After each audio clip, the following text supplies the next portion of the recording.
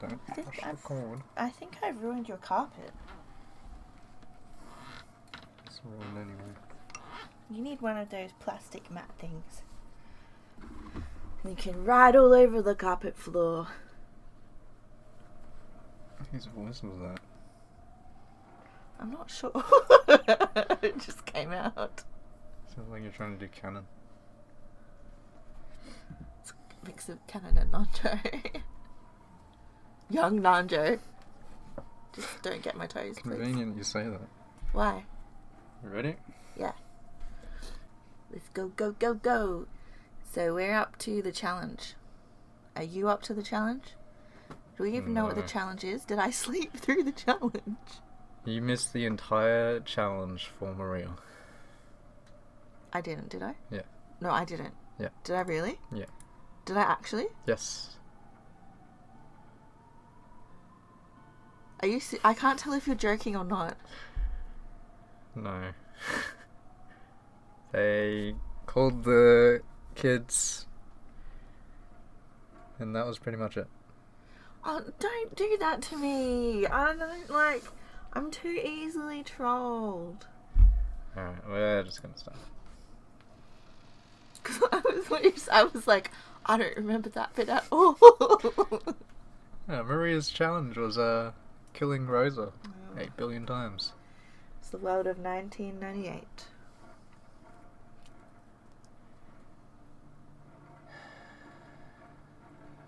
I'll take it, I guess. Okay. The clinic that Nanjo had opened and later possessed... This is not a good start. Is that possession coming up? Do you know what's going to happen? The clinic that Nanjo had opened and later passed on to his son still existed in Ninjima. This aged doctor was Nanjo's son, but the atmosphere about him was very different. How old is Nanjo? You did Nanjo, so you can take his son. I am truly sorry to say this after you have come all this way, but I have nothing in particular to tell you.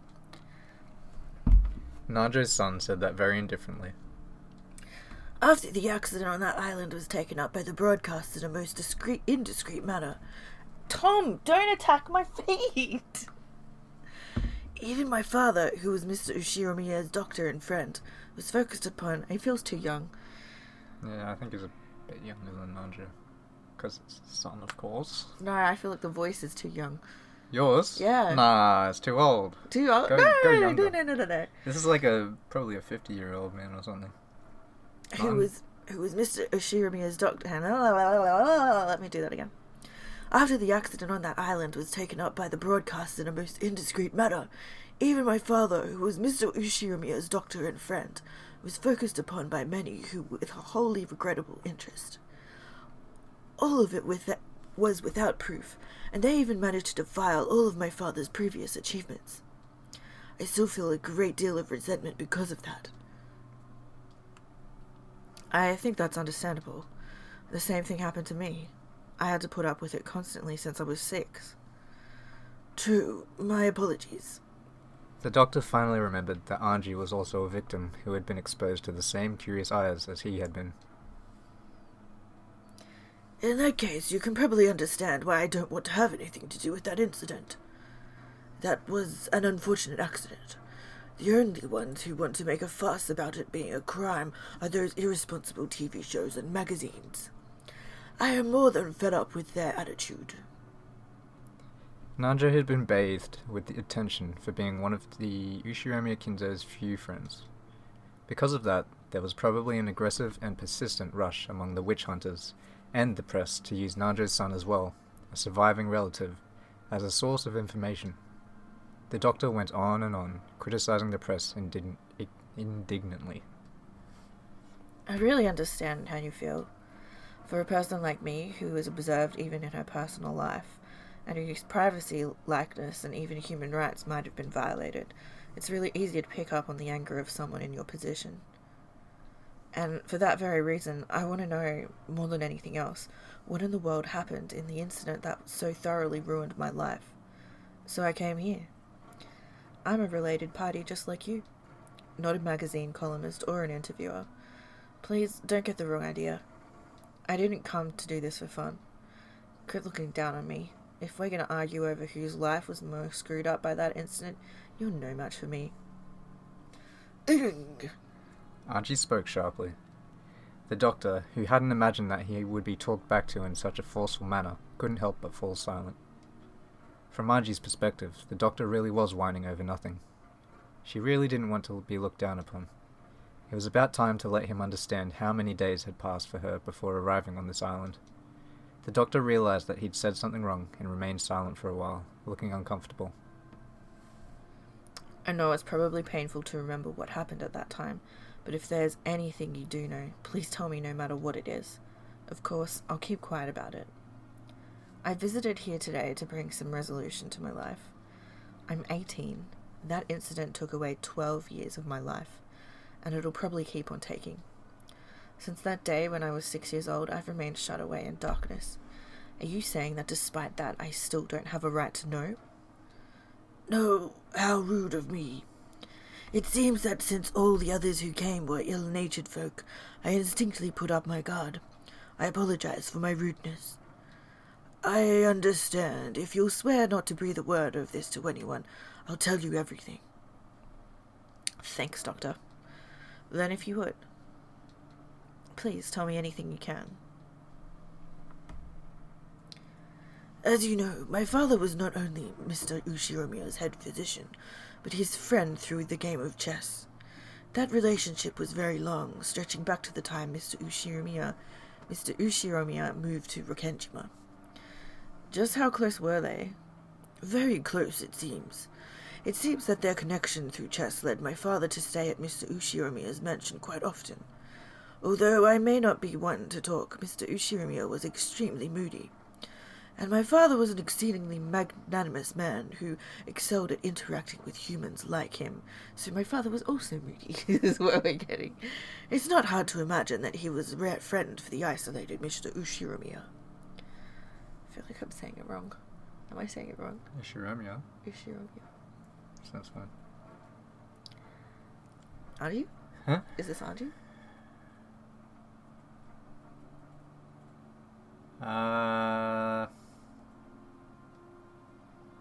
Yeah. That day was the day of the family conference. At the Ushiromiya family conference, the family's wealth and its management were rigorously scrutinized, making it almost like a financial conference, which means Dr. Nanjo must have gained a trust so great that he was asked to attend even that, right? My father was a simple doctor, so I cannot imagine that he was in a position to advise on the management of financial resources for a massively rich family like the Ushiromiya family. He was most likely called there to assist with Mr. Ushiromiya's health, because it was not at its best at the time. As Kinzo's close friend, I'm sure my father would have kept his mouth shut, and that he was trusted not to leak the secrets of the family conference. Wasn't Ushiromiya Kinzo in very bad health at the time? Were there any medical charts left behind? Perhaps he brought the medical charts with him on the day of the accident. I'm afraid to say that the entire folder of Mr. Ushiromiya's medical charts has been lost. He was my father's patient, so I do not know the details. Around the time of the incident, did anything strange happen? Yes, there was one thing. However, it seems exceedingly likely to invite misunderstandings, so I very much do not wish to discuss it. What is it? Please tell me. For a while, the doctor beat around the bush, but after saying that much, he wouldn't be able to fool Angie by dodging the subject. He eventually gave in, and after making Angie swear herself to secrecy again, told her. The truth is, several days after that accident, I received something by mail at my home. By mail? It was very curious. The sender made out to be me, but I had no memory of it. Someone had faked my name and sent it. The destination was Riban Island in Hokkaido. Excluding the northern territories, it is at the northernmost tip of Japan. The recipient was apparently a resident on Riban Island, but the name was my father's. However, it seemed that there was a problem with the destination address, so it was stamped as address unknown. and returned to the sender, me. It was truly a strange tale. Nanjo's son's name was written as the sender. However, he said that he hadn't mailed the letter. In short, that meant someone had faked his name and sent it. The destination was Nanjo Terumasa, on Hokkaido's Rebun Island. But the lot number written on it didn't exist, so the local post office had been unable to deliver it, and instead sent it back to the sender, Nanjo's son. What was inside? I do ask that you keep silent about this. It is extremely troublesome to me as well, and even so, I cannot throw it away. The doctor stood up and faced a bookshelf. There was a group of dictionaries that could only have been ornamental, meant to make it very clear that the owner was an intellectual. Knowledge. When he pulled several volumes out from there, a large brown envelope peeked out from behind them. He took that out and tossed it onto the desk. It had been carefully sealed. It had been carefully sealed with cellophane tape, and its faded color and dryness made it clear that it had been sealed 12 years ago. I ask most solemnly for your silence on this matter. Being What? Being so persistent that it was annoying, the doctor removed the seal with a paper knife. Just Nanjo's nudes. Oh my goodness. Then, when he tilted the envelope, an already opened mail envelope spilled out. The envelope had a weight to it, hinting that there was something other than a letter inside. The recipient was certainly Nanjo Terumasa. Just seeing that was a huge shock. Following that incident, Nanjo's corpse had not been found, and he had eventually been treated as dead after going missing under extraordinary circumstances. What? I didn't remember that. And despite that, this letter addressed to a Nanjo in Hokkaido existed. Skip that. One could almost take this as a sign that he had faked his own death and escaped to Hokkaido. Was Dr. Nanjo really in Hokkaido?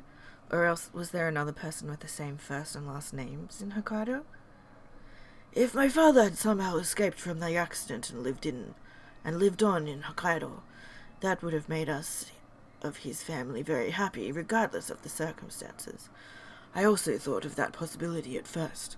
However, the envelope's destination address does not exist.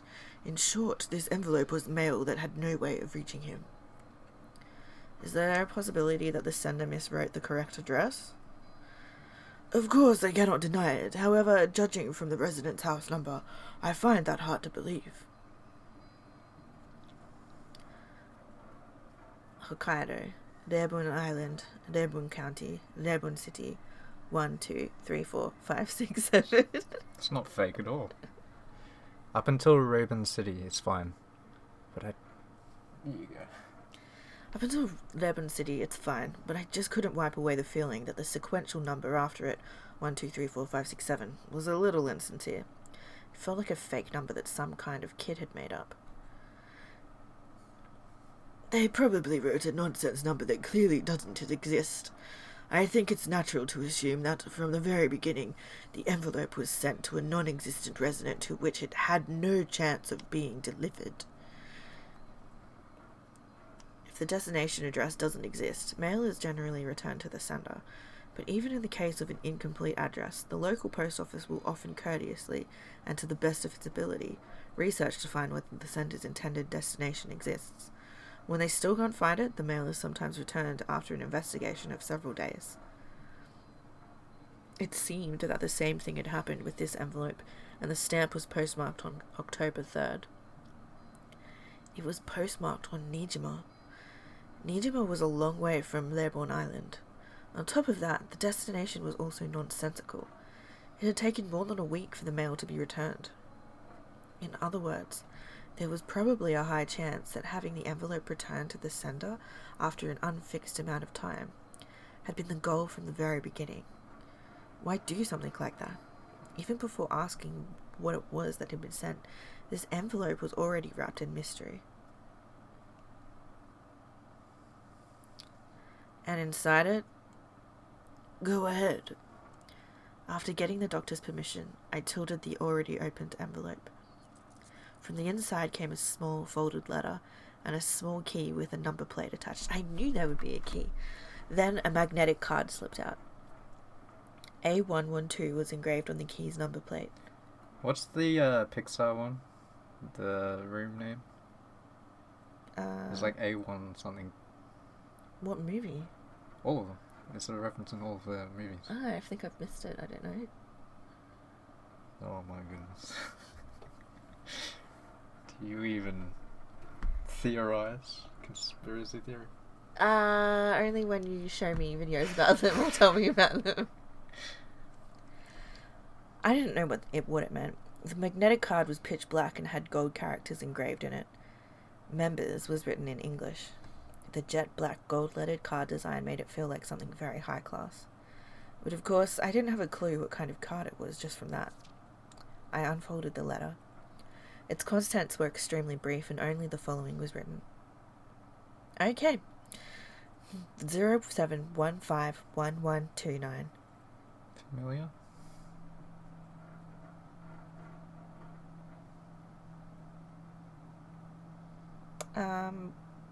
Is 112 the emergency number? I can't remember. No, it was 119. Why is it familiar? I don't know. It's supposed to be familiar, isn't it? This was in episode 3. That was too many episodes ago. Episode 3? This is the one we did. I know. At the very beginning, right? No. Like, book 3.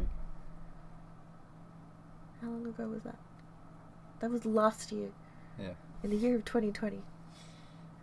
We're in 2021 now. One of the doors that were involved in one of the murders, I think, had that number written on it. I think. Maybe I'm making it up. I'm pretty sure. Anyway. 07151129. Also written was the name of a certain massive bank known throughout Japan, as well as the words Central Branch. That was all. And this is... It's a card, a key, and a pin for a safe deposit box. And it wasn't a normal safe deposit box either. It was an unsettling one, which was apparently reserved only for special clients. So he had already gone and seen to all the stuff? Well, he must have seen it if he's talking about it. After he finished putting his affairs in order following his father's funeral, he had visited the bank. Pin and a key and card. There was no doubt that something of great importance was kept there, and he had been naturally curious about what it might be. At first, he hadn't known what to do. The card wasn't something he'd owned in the first place. When he mustered up his courage and showed the card to the bank clerk, he was then switched to a clerk of a clearly high status, and was guided to a large vault on the 4th basement. The security on the way there was strict. The doctor had himself stored valuable items such as real estate transcripts in safe deposit boxes before. But this was something on a whole different level. I should probably be doing this. Unlike the procedure at the deposit box I had been using, with this system, as long as you had a card, a pin, and a key, you didn't need to have your identity confirmed. But anyway, I was frightened at how imposing the secure vault was. And I wondered what kind of shady objects might await me that had to be stored in a place like this. And then, when I passed the card through the reader, I was asked to input the pin. And after that 8-digit number was input and authenticated, I was permitted to access the vault. It was an incredible scene. A world like something from a sci-fi movie. The massive, dimly lit silver room was covered with doors to safes. He had entered that room along with the clerk. It seemed that as soon as the card was read, the vaults he had a right to were determined, so that safes he could open were lit with a green light, while those he couldn't open were lit with a red one. A112 was one of those safes that were marked. By the way, there were several other safes marked with a green lamp besides that one. I think there were at least 20. There might even have been more in the other corner. In any event, I only had the key to A112. I had no way of checking the contents of the other safes. Is it clerk or clerk? I always call it clerk. The clerk, I would say. As the clerk watched, the doctor had unlocked and opened the safe. What's it in? What's in it? It was Nanjo's finger. Ew. When he did, a safe drawer like a large cabinet had opened, and an expensive-looking duralumin case peeked out. That was carried into a separate room, where for the first time the clerk left and he was introduced to the contents. I think it's those like metal cases you see on movies. They always have probably. like cash in. That's a weird name, though. And the contents were cash. Cash? How much? I have heard that a pack of 1 million yen in fresh banknotes is precisely 1 centimeter thick. Since those were packed tightly into a duralumin case of such a size, there was probably 100 million in total. I don't know because I didn't count. I didn't even touch it with my hands. I realized at once this was dangerous money. It isn't normal to store a whole 100 million yen in cash in a case in a safe like that. It's much easier to deal with if you put it into an account and turn it into numbers. When someone is unable to do that, then it's clear that there's something wrong with that cash. My mind went blank and I instantly realized that I mustn't get involved. So you didn't use it at all? Correct. I locked it back up just as I'd found it, returned it to the original safe and left. I have thought about throwing away that key and card, but I don't know what will happen. For that reason, I have been hiding it in the back of this bookcase for a full 12 years.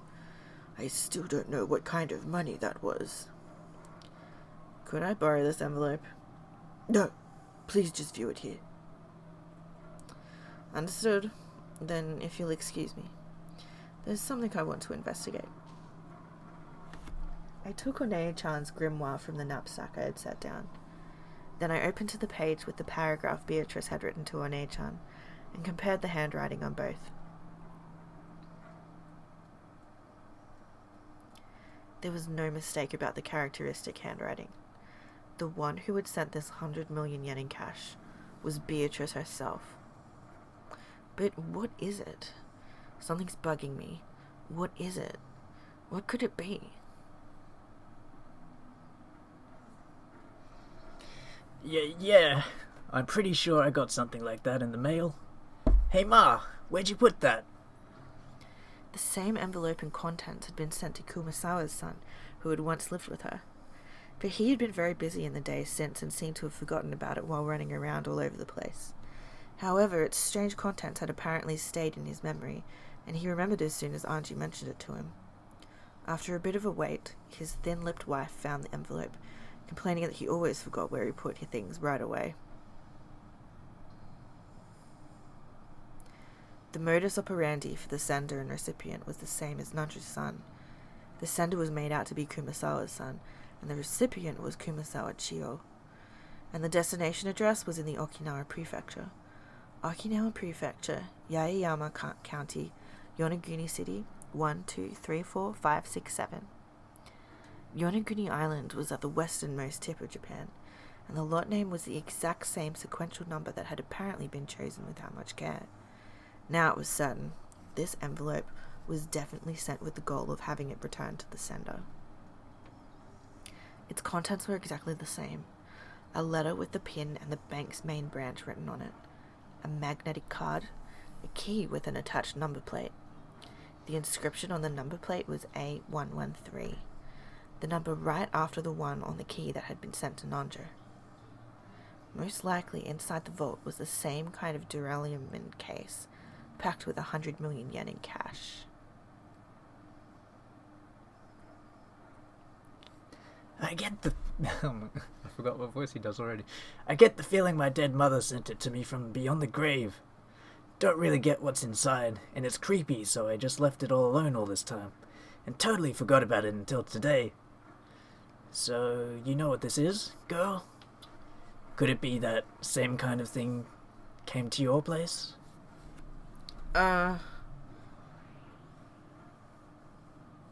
What is it, Auntie Summer? Uryu, is it a headache? A headache? Sorry, my head hurts. I've got it. I know. What do you mean, you know? You don't mean this envelope came to your place too, Auntie Summer? I've remembered. A strange envelope was also sent to me 12 years ago. After losing my entire family, I was depressed, but it was a really strange thing to come in the mail, so I still had a faint memory of it. It was a strange letter which I had no memory of sending, but which had me as the sender. I forgot the destination address, but the named recipient had been Ushiromiya Rudolph, my father. I remembered how disturbed I was when I got a letter I thought was from father, opened it up, and found a key and a card that I didn't really understand. I felt let down and threw it away somewhere, I think. Where did I put that envelope? I probably lost it somewhere in the chaos that followed. By now I have no way of checking its contents. However, I have a general idea. I'm sure the contents were the same. Without a doubt there had been a key, a card, and a note with a pin inside the envelope. Beatrice, what was she trying to do here? So did she hand out this stupid money to all the surviving relatives? I won't forgive her for mocking them even after their deaths. Uryu, Angie. Sakutaro acted nervously. As I looked at his worrying face, my agitation began to cool off bit by bit. I'm sorry, my hatred of Beatrice isn't anything new. I was just surprised and angry to find out that I had a connection with the witch already, at the age of 6 on that day. For the past 12 years. You've been constantly enslaved by Beatrice Summer's curse. This might be a proof of that curse. But please, hang in there. Breaking through that was supposed to be part of this goal of the journey. That's right. Just letting the blood rise to my head won't get me anywhere. Got to think calmly. What's going on? What's the meaning of handing out 100 million yen to the relatives? Is she trying to provoke us? Damn that Beatrice. Angie, calm down. Uryu. As Sakutaro buried his head in my stomach, he urged me to stay calm. I took another deep breath and started thinking. I wonder if this envelope was sent to support the theory that Beatrice was behind that crime. It was postmarked right before the family conference, and it was intentionally set up so that it would be sent back after some time. They wanted it to arrive after the incident. Is that it? Yeah, that's what it implies.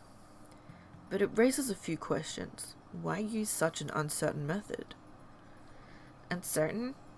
Yeah, after all, no one could even guess at how many days it would take for the mail to return before you use this trick. Normally, you couldn't even guess at the amount of time it would take for the receiving post office to do their research, determine that the recipient was unknown, and return it. Yeah, now that you mention it, it'd be more dependable if they just set an arrival date and mailed it that way. Uryu. Maybe, but still.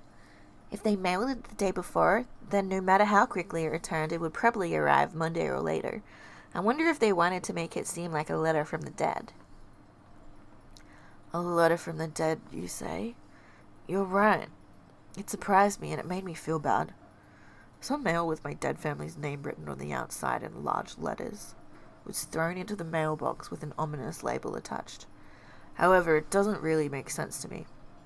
I would have mailed it to arrive on a specified day. I just can't understand why someone would allow the uncertainty of it arriving on a day other than the one they imagined. Uryu. But it really does sound like Beato to me. Huh? You know about Beato? Well, I only talked with her a little. Still, I can pretty much accept that Beato would do something like this. Can't you imagine that happening too, Mammon? Beato likes pranks like this, right? Yeah, that might be true. I wouldn't put it past Beatrice Summer to try a vicious prank like a letter from the dead. No, that's not all. Beatrice would find it more interesting to do it through an uncertain method, instead of one that was absolutely certain. She would find an uncertain method interesting.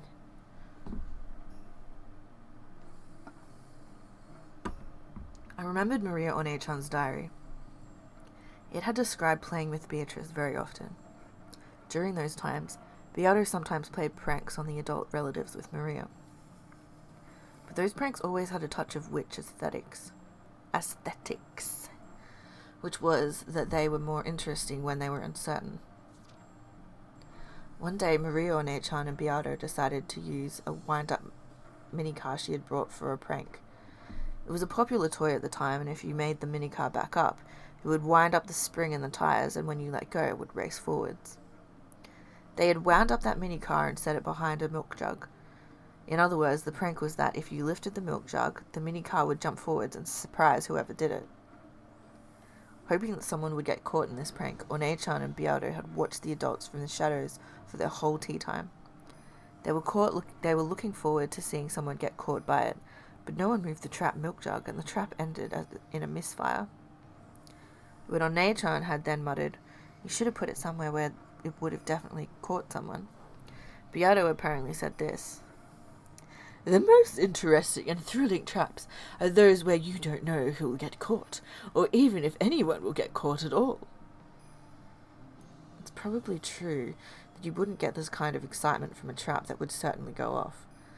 Similar accounts occurred in multiple places, making it possible to guess that the witch called Beatrice had a fickle character and loved a random thrill. A fickle person is hard to deal with. I can't spin the chessboard around to find out what that witch from 12 years ago was planning.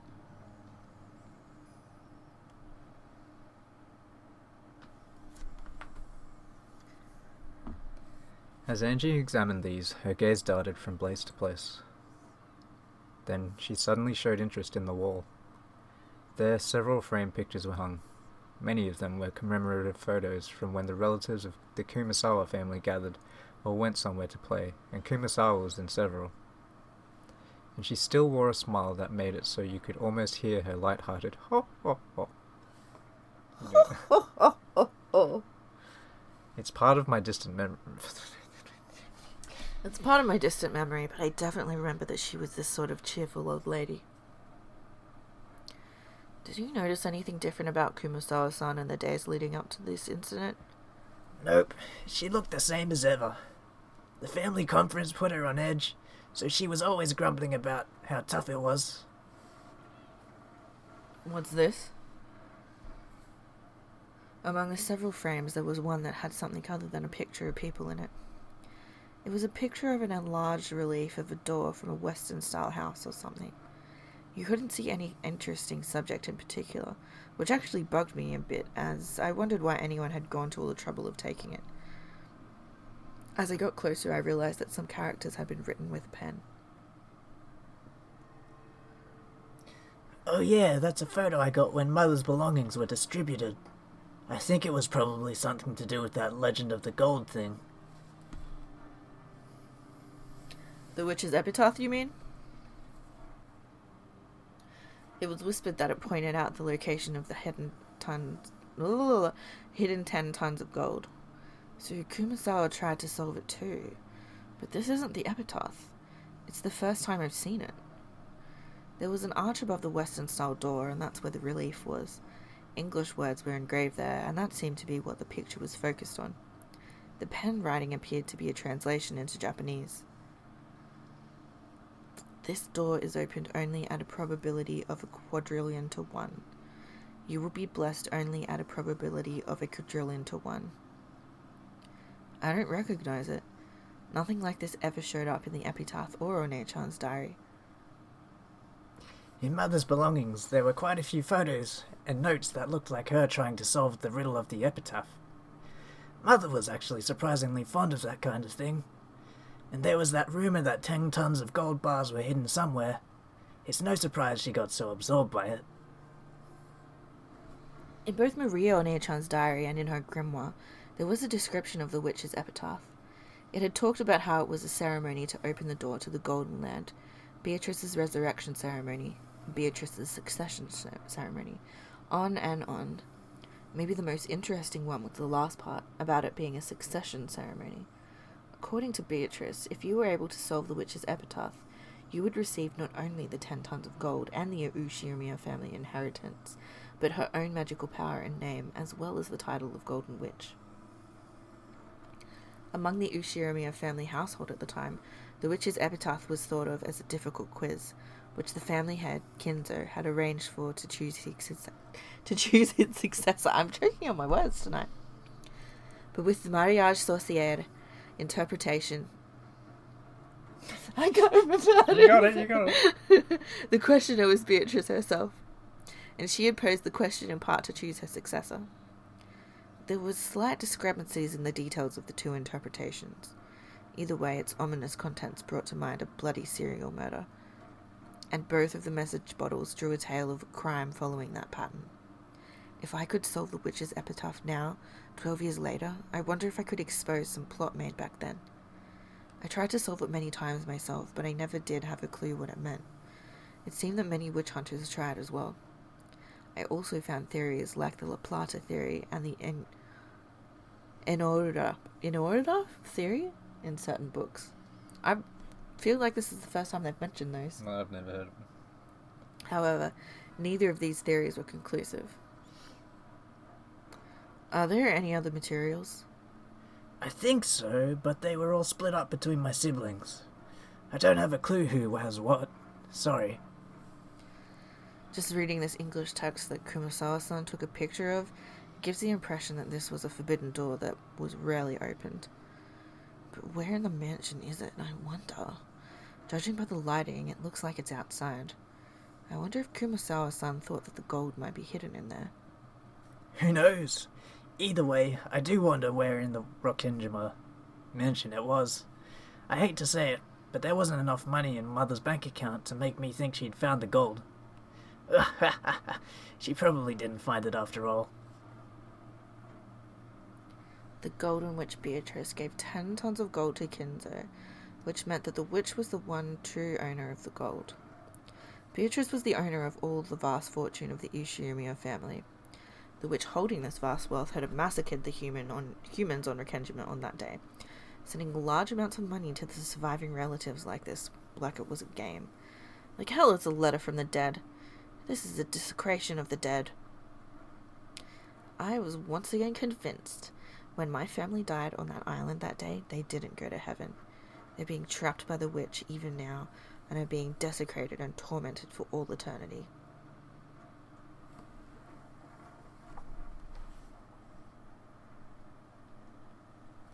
The last place Angie visited was a store in the region between the housing district and the retail stores, with a signboard saying Marufuku Sleep Shop. There lived the man who had been the boat captain of the ferry boat to Rokkenjima at the time. Even he, who had once lived as a man of the sea, had retired after contracting a serious illness, and was now taken care of at the house of his son and his son's wife.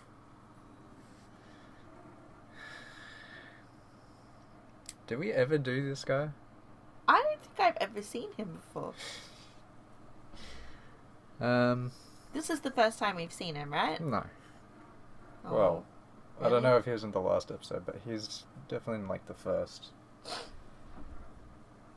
I remember it very well. You were still about this small. Look how you've grown. And it must have been very tough on you. I know very well how you must feel. The former boat captain was in such high spirits that you couldn't really tell why he'd had retired in the first place. His memory seemed clear too, and he could remember the events of more than a decade ago well. Apparently even about how Angie had been at the time. The way he chatted on was very helpful for Angie, but at the same time he also remembered the final family conference very well. And the fact that he had remembered even details like Battler's fall madness on the boat was actually painful for her. It had been so back then as well, but even now there was no public way to cross Rokkenjima. It was necessary to make an individual request to an owner of a boat to make the voyage. I've been unable to arrange for a boat to Rikkenjima, so if he refused me, such a voyage would probably become hopeless. I getcha. It won't be easy to find a boat eager to go to that island. By now, there are even some who call it by its old name, Akujikishima, instead of Rokkenjima. Nailed it first time. It's understandable why the sailors around here would turn down your request. From the start, fishermen had feared Rikkenjima as an island of misfortune. And because of that incident 12 years ago, this fear had reached a peak. They respected the sea, feared it, and revered it. There were almost no sailors who would try to take a boat to the cursed island. Because of that, most of the witch hunters were unable to cross over to Rikkenjima, and were limited to taking a trip around the island. Ironically, this had caused the sense of mystery surrounding Rikkenjima to increase even more, which had resulted in the propagation of this bizarre witch stories they'd loved so much. Would you take me in your boat? Yep. It's easy. They're supposed to give it back to me just for tomorrow. Though it seems its engine has been in pretty bad mood lately. I'll knock it into shape. Oh, sorry. Oh. The former boat captain promised that tomorrow he would go back to his previous job and take his boat out to Rikkenjima. Now, my method of transport to Rikkenjima is ensured. This is probably all I can do on Nijima. All that's left is tomorrow, on Rikkenjima.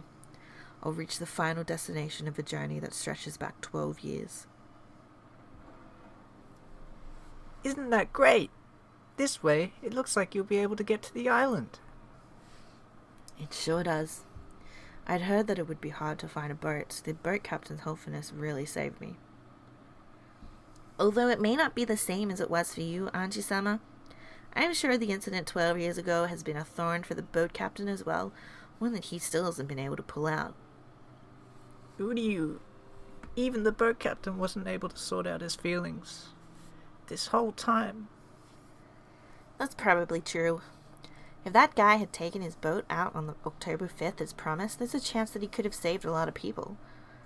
If he hadn't been hesitant to go out just because of a little wind. You shouldn't say things like that.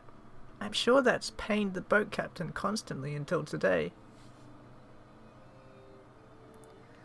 Apparently they truly had been right in the middle of a typhoon on October 5th.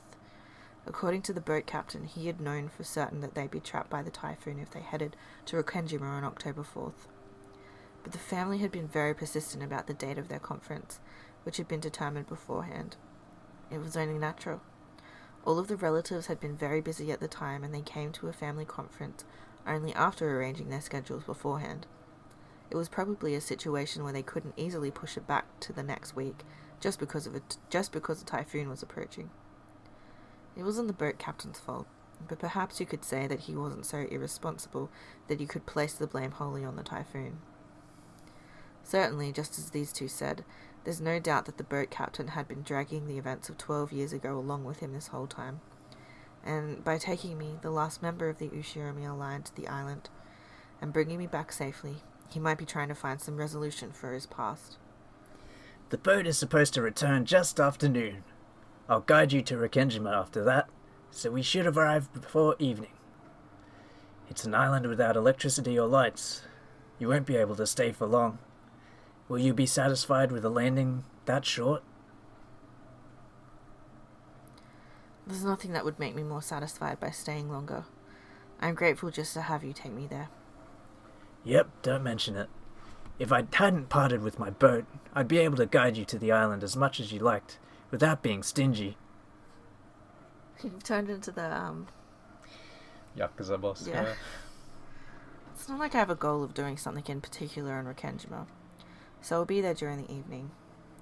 The evening, which straddles the two different worlds of day and night, seemed almost like a borderline between this world and the next, or possibly 1998 and 1986. And it felt like the most fitting time to visit Rikkenjima. It's not like I have anything in particular to do there. Just staying there for a few hours should be enough for me to find some closure. At that time, there was a small knock on the paper sliding door, and Amakusa stuck his head in, tapping his watch. I nodded back and told him how I had succeeded in reserving a boat for tomorrow. That's great. It's about time for us to go. We'll be counting on you tomorrow, Captain. Sure, leave it to me. I've heard all about what you guys have gone through. I also watched the talk shows at the time and was disgusted by the people who stirred up that incident just for fun. I'll help out any way I can. Thank you very much. Then we'll see you noon tomorrow. Here. The fare for the boat. Angie took a wrapped wad of 10,000 yen bills from her pocket. The boat captain should have noticed its thickness as well, but he paid it absolutely no interest and shook his head. I'm grateful to you. This is a sign from the heavens. I've been given a final chance to take you to Rikkenjima and bring you back safely. Now I'll finally be able to finish the final job Kinzo-san entrusted me with. So I'm grateful to you. I got more than enough money from Kinzo-san back then. I can't accept yours. Is he in on it? He is Kinzo. Oh my goodness. Thank you very much. He is a battler. Battler Kinzo. Oh my goodness. Watch your step on the stairs. It's steep. I went down the steep staircase that was the exact opposite of accessible. It was getting hard to believe that there was actually a chest of drawers and a TV in the room upstairs. Most of the first floor was a bedding store with many futons piled up on each other. We weaved our way through the cramped futon shop. After cautiously checking around outside, Amakusa dashed out first and started up the car. My grandchild's room is empty. I really wouldn't mind if you stayed here. As you see, we've got plenty of extra futons. Thanks a lot for the offer. But this way, even if the unexpected happens, you won't be bothered. I don't know the details, but it seems you've been caught up in a lot of trouble. There's a rumor that some suspicious people are searching for someone. That wouldn't happen to be you, would it? Who knows? Angie played dumb, but it looked as though the boat captain had guessed. My job is to take the guests to Rikkenjima and bring them back again. That job was put on hold 12 years ago, and it still hasn't ended. So, thanks to you, I'll finally be able to finish it. So listen, let me finish this job, okay? Do you understand me? Yeah, it's not like I'm going there to die. But part of me does feel that if I could die on that island, I'd surely be able to go where my family is. I've finally become aware of it. I might have been planning to die on that island. I might have come all this way, heading towards Rikkenjima in search of a place to die. The boat captain had guessed that as well, and that's why he repeatedly told me not to die. Yeah, I won't die, I promise. After all, I'm still not sure if there's any reason why I need to go to Rikkenjima. No, I'm sure there's a reason. Even if there isn't one for you, there is one for them. The island... I think that's... not me. The island called you. That's why you came here. That might be true. I might have been called. I was called. For what reason? For them? Father? Mother? Battler Oni-chan? And Maria Oni-chan? Or maybe the Golden Witch, Beatrice. What is on Rikkenjima? And what will I achieve? Even though tomorrow is finally almost there, I still haven't been able to understand my own mission.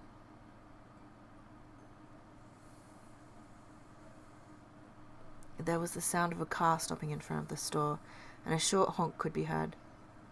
Then I'll see you tomorrow, if you'll excuse me. Yep. Winding between the stacks of futons in the cramped store, I was about to go outside. Then my feet stopped. What is it? What is that?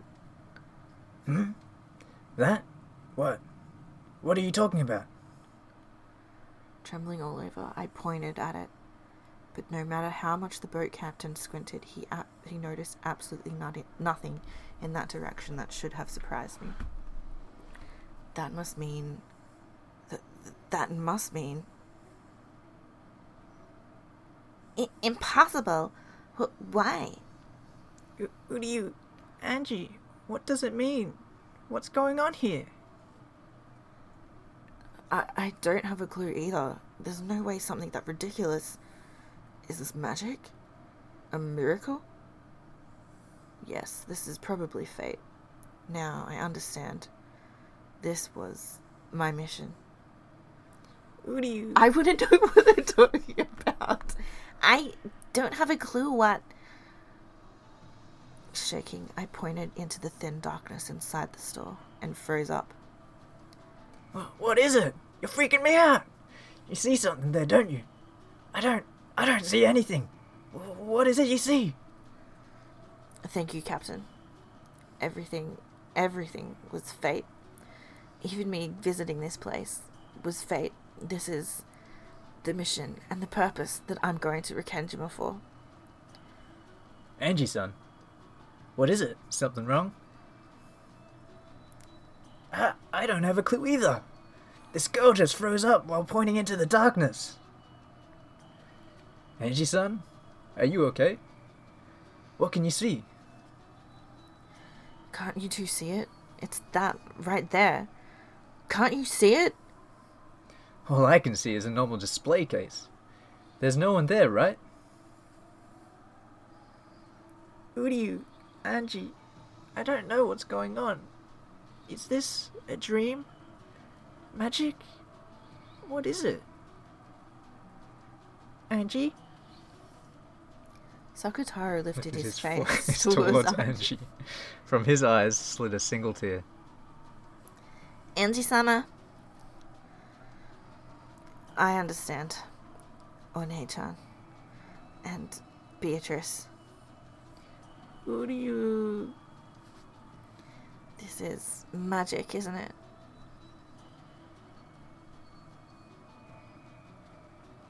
Why is everyone crying? No. No. The end. No. No. You'll never learn what it was. No. Oh, we're getting close to midnight. Well, the clock comes, so that means we're back on the island, I think.